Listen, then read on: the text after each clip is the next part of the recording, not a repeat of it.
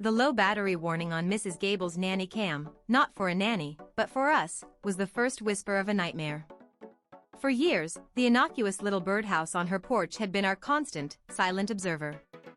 We'd waved to it, laughed near it, and shared our most private moments, oblivious to the fact that every single one was being meticulously catalogued, analyzed, and stored.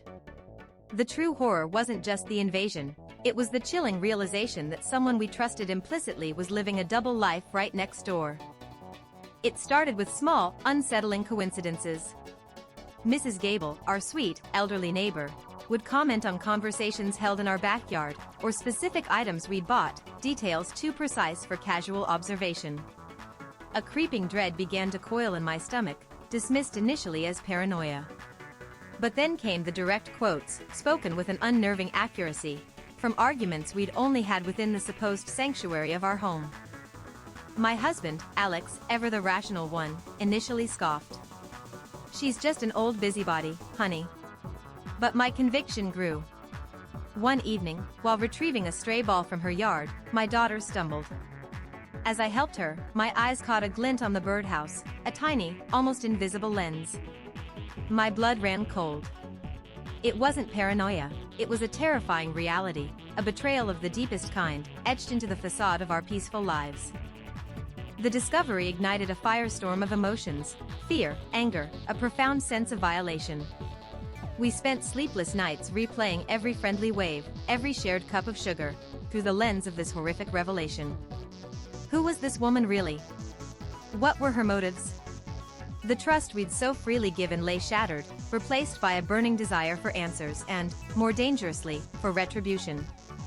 This wasn't just about privacy, it was about reclaiming our peace, our dignity. Our revenge wouldn't be loud or destructive. It would be an elegant, slow burn, a psychological dismantling mirroring the insidious way she had invaded our lives. We began to curate our public lives, staging conversations, planting false narratives, creating an alternate reality for her private consumption. Every interaction became a performance, every gesture a calculated move in a silent war. The anticipation of her reaction, her growing confusion, became our morbid fuel. The first sign of success came when Mrs. Gable started looking troubled. Her usual confident pronouncements grew hesitant, laced with a new, uncertain edge.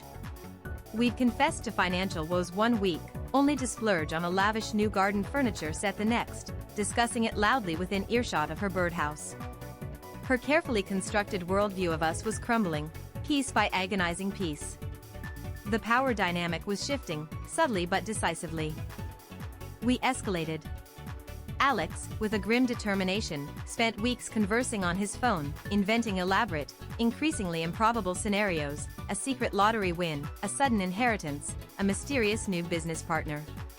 Mrs. Gable's once sharp observations became frantic attempts to reconcile the conflicting narratives.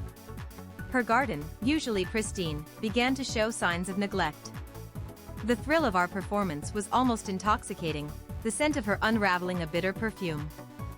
The climax came during the annual neighborhood barbecue. We accidentally left a tablet on our patio, playing a looped, fabricated confession about our elaborate prank, detailing every staged conversation, every invented lie. The tablet, strategically placed, faced directly towards her birdhouse. We watched, from a distance, as Mrs. Gable, pale and trembling, finally saw her world, and her meticulous research, exposed as a cruel, elaborate fiction. Her face was a mask of utter devastation. The neighborhood buzzed with whispers, not of her victims, but of her sudden, dramatic decline. She stopped appearing, her curtains perpetually drawn.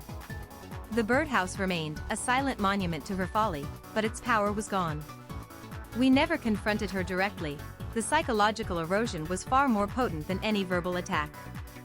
The silence that followed her retreat was not peace, but the heavy calm after a storm, a stillness imbued with the ghost of past betrayals. Our home felt safe again, but the innocence was forever tainted. We learned a bitter lesson about trust and the hidden darkness that can lurk behind the most benign facades. The birdhouse still stands, a stark reminder, but now it represents our triumph, our reclaiming of agency. And sometimes, late at night, I still imagine Mrs. Gable, alone in her darkened house, replaying every single one of our perfectly crafted lies, a prisoner in the web of her own making, forever haunted by the truth she meticulously sought to uncover.